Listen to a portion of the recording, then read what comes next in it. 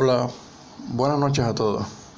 Sí, en efecto, yo creo que en esto de convertirse en un profesor sin habla en Cuba pueden haber dos explicaciones. Una es más sencilla y superficial y la otra es más compleja. Si la sencilla y superficial remite a actuaciones individuales de funcionarios con un carácter aleatorio, a actos de poder ejercidos circunstancialmente, la segunda remiten a una complejidad mayor, una complejidad que puede describir la existencia de un dispositivo histórico y también actual por el cual se ha producido en muchísimas ocasiones la exclusión política. Yo creo que en mi caso la explicación sencilla describiría las actuaciones de una ex funcionaria de la Universidad de Oriente, una ex rectora y actual viceministra de Educación Superior en Cuba, que a partir de una serie de publicaciones que yo desde el año 2014 hice en un grupo de medios digitales, fundamentalmente en la Joven Cuba, ejerció un grupo de acciones dirigidas no ya a contrarrestarla, sino básicamente a impedir que se produjera y afectar a mi persona. Yo no puedo explicar las pulsiones personales de esa funcionaria, el grado de antipatía que puedo haber tenido. Eso pertenece a lo desconocido. Realmente yo percibí simplemente las acciones que a partir de un momento determinado, el año 2017, ella empezó a ejercer, indicando la creación de una comisión rectoral para el análisis de esos artículos. Cuando esto se produjo, yo lo rechacé de plano. Cuando me fue comunicado, lo rechacé de plano, entendiendo que se trataba de un cuestionamiento político y que debía ser analizado en el partido. Efectivamente, ese análisis se produjo, indicado por el partido de la universidad.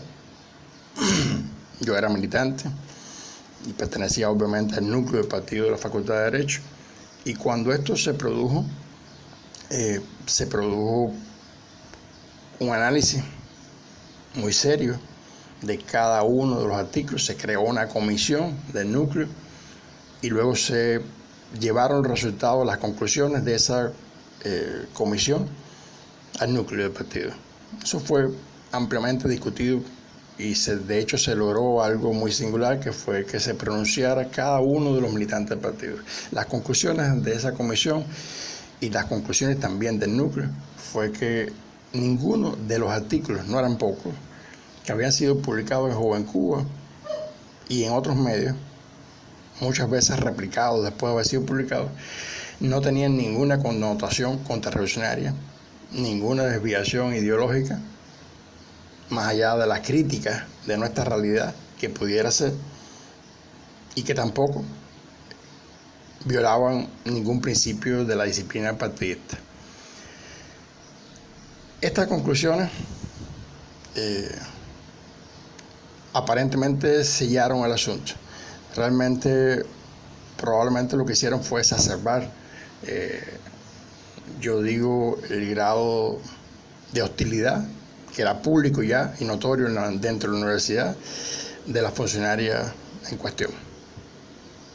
En los siguientes meses, por lo menos 2 veces más, el núcleo se reunió, se crearon 2 comisiones más alrededor de nuevas publicaciones mías, y otra vez el núcleo soberanamente, ya con un nivel de presión muy alto, concluyó, tal como había concluido la primera vez, de que efectivamente no tenía ningún problema los artículos publicados.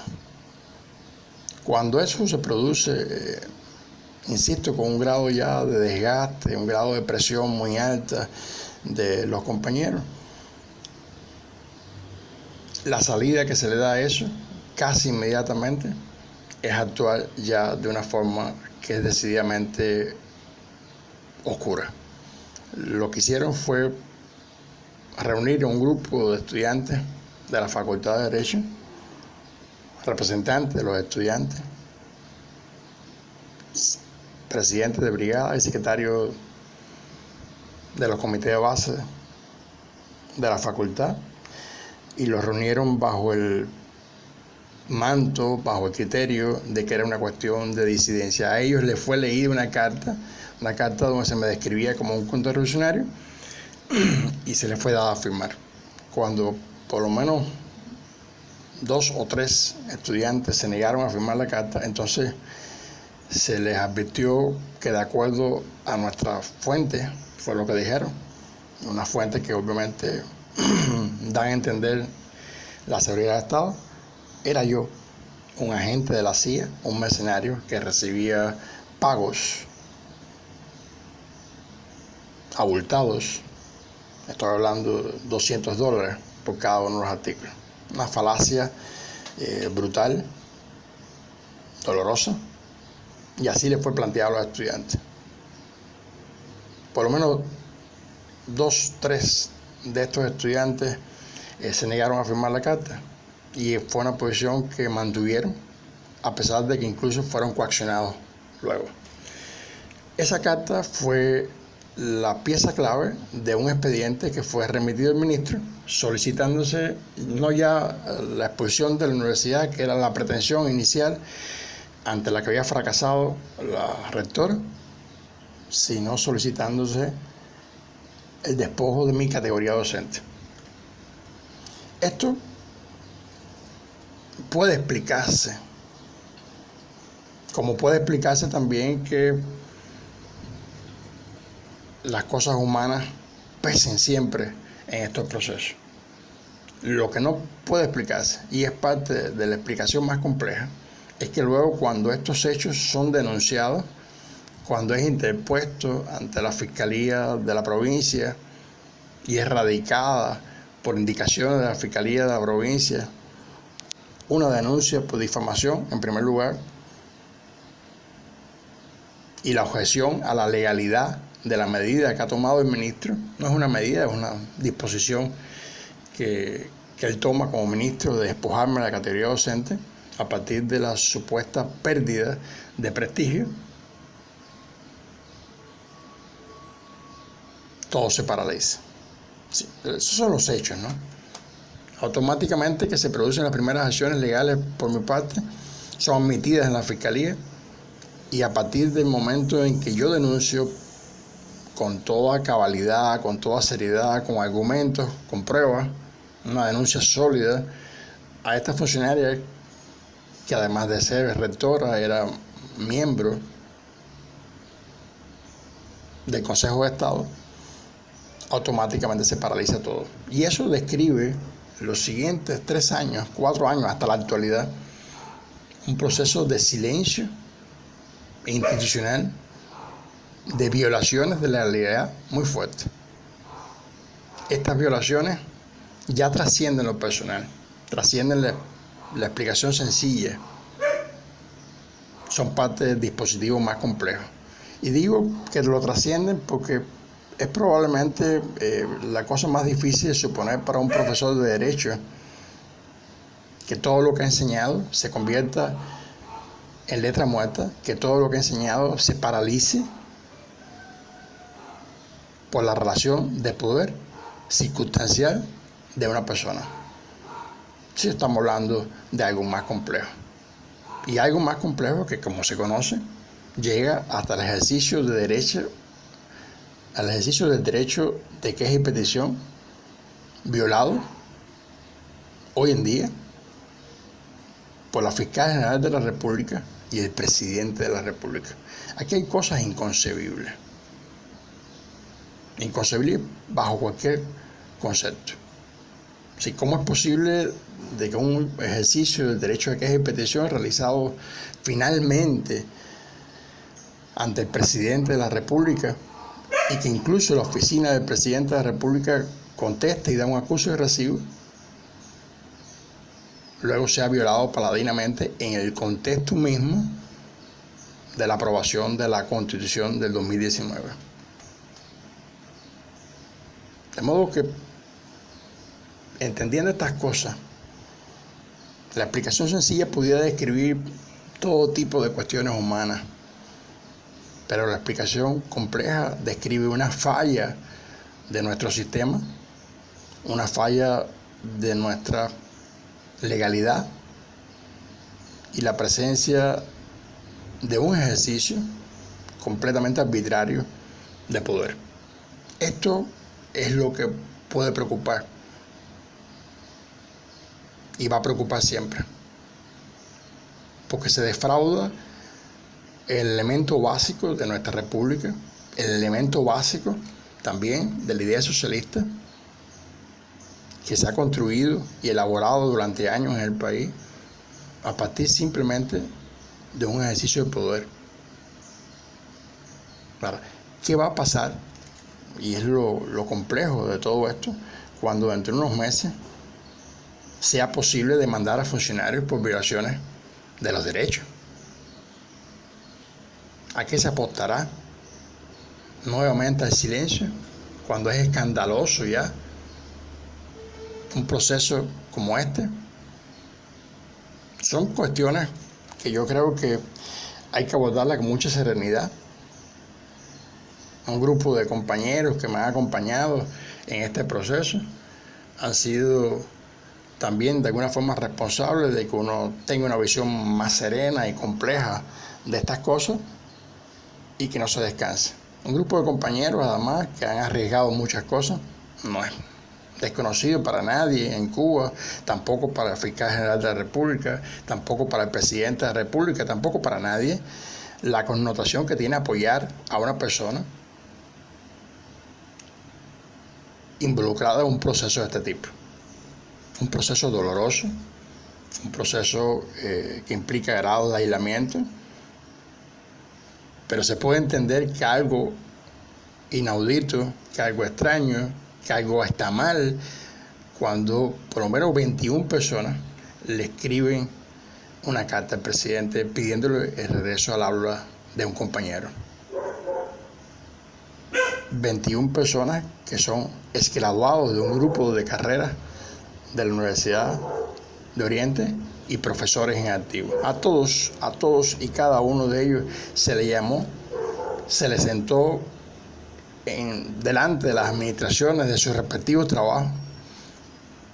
Algunos de ellos eran profesores de universidad y fueron sentados en la oficina de la rectora, pero a todos también se les llamó por los cuerpos y por oficiales de nuestra seguridad de Estado, con las mismas acusaciones infundadas. A todos se les presionó, a todos se les advirtió de estar apoyando a un contrarrevolucionario. ¿Sí? ¿Cómo se construye a un contrarrevolucionario en Cuba? ¿Cómo se construye la exclusión? Yo creo que ahí está el centro de las cosas y lo que hay que trascender, porque si bien las explicaciones describen de estos hechos, describen una cuestión superficial o una cuestión más compleja, hay que trascender estas cosas para enfocarse, yo creo, en lo fundamental. ¿Cómo es posible que pasen estas cosas? ¿Y cómo es posible que pasen sin defraudar luego la existencia de un sistema legal, la existencia de una constitución recién aprobada y votada mayoritariamente por la población? ¿Cómo es posible que pasen sin que de alguna forma también sea un espaldarazo al ejercicio y a la cultura del ejercicio arbitrario en Cuba del poder? Porque es también algo que no se puede desdeñar, los aprendizajes que produce todo esto. De alguna forma yo me he sentido realizado a lo largo de todo este tiempo, porque he estado dando, a mi juicio, una clase de consecuencias, pero también una clase completamente apegada a los valores, a la cultura y a los contenidos de los que de alguna forma enseñaba en las asignaturas que impartía. Si yo no he hecho otra cosa que ser consecuente con esos contenidos y con esos valores. Y de ahí mis estudiantes han seguido aprendiendo. Se puede aprender de eso. Pero también han aprendido muchas personas, muchísimas personas también han aprendido de lo contrario, del ejercicio arbitrario del poder y de la posibilidad de hacerlo, de que se puede quedar impune a todo esto. Yo creo que hay dos aprendizajes uno que es favorable, que es positivo, que es el que hoy por hoy se enseña en todas las universidades cubanas, en todas las facultades de Derecho del país, y otro que es completamente oscuro y pernicioso para el país y nuestra sociedad, y que se aprende a partir de apreciar como algo positivo el oportunismo y como una ganancia y como un beneficio mayor, que es la impunidad a cualquier cosa que se haga aparentemente en la defensa de la revolución. Ahí están los hechos y están las actitudes sostenidas en el tiempo. Cuando la universidad se vio obligada a producir una declaración sobre el caso del ex profesor René Fidel, lo hizo compulsada por la existencia de esa carta que los estudiantes enviaron al presidente. Ese es el contexto.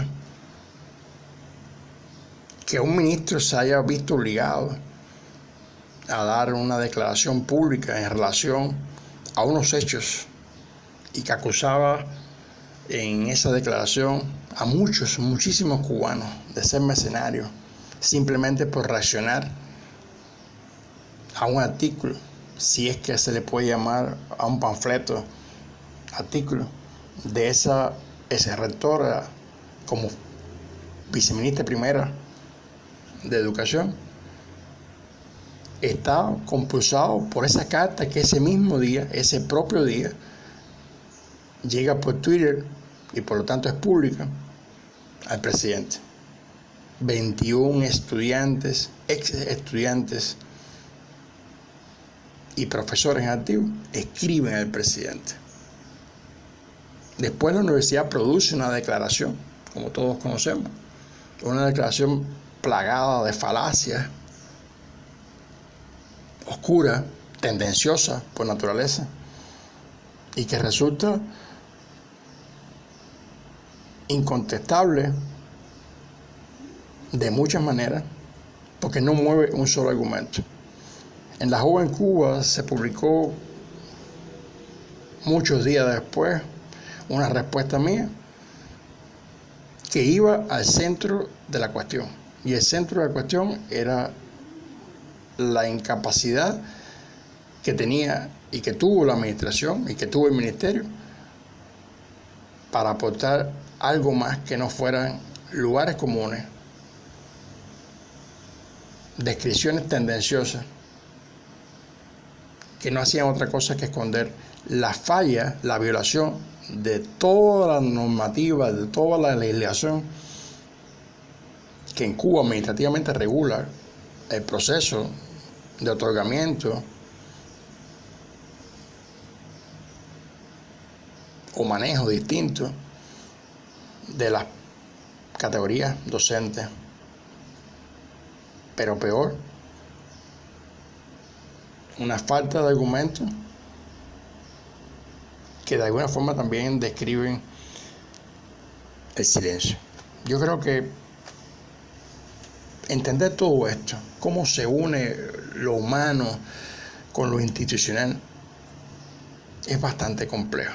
En cualquier caso, yo creo que la posición bien clara a la que se puede apostar es a la defensa de los derechos y a la defensa de la legalidad. Un sistema que no es capaz, como ha sido en este caso, de ser coherente, tiende a perder su legitimidad, pero sobre todo su credibilidad. Yo creo que ahí el daño es mayor. Y evidentemente, dentro de unos meses, como ya decía, cuando se apruebe se desarrolle el artículo 99 de la Constitución y sea posible demandar a funcionarios por violaciones de derechos, el país va a estar entrando en otro momento. Y hay que insistir, porque ese otro momento habla de un cambio social, ese otro momento habla de un cambio jurídico, y ese otro momento habla de la hora de los ciudadanos. Es posible, y yo tengo toda la confianza, más allá del resultado probable que puedan tener estas actuaciones a futuro, y estoy hablando en el corto plazo, resultados que, tal como se han producido hasta ahora, probablemente incidan en el silencio otra vez o en rechazar de plano la existencia de violaciones flagrantes como ha sido en este caso. Yo, más allá de todo eso, soy optimista porque creo que hay una elaboración, hay una cultura ciudadana abriéndose paso, y que es justamente la cultura que sostiene y que puede sostener y que quizás sostendrá en el futuro la existencia en Cuba de un Estado de Derecho. Estamos en el momento inicial de todo, en la edad infantil de ese Estado de Derecho, que nacerá a partir de cada una de estas demandas que se hagan, reivindicando y defendiendo los derechos. A mí no me cabe en duda de eso. Soy una persona optimista por naturaleza, pero la lógica también de los procesos históricos te remiten a que tiene que haber un grado de coherencia y que esa coherencia es posible en cualquier caso.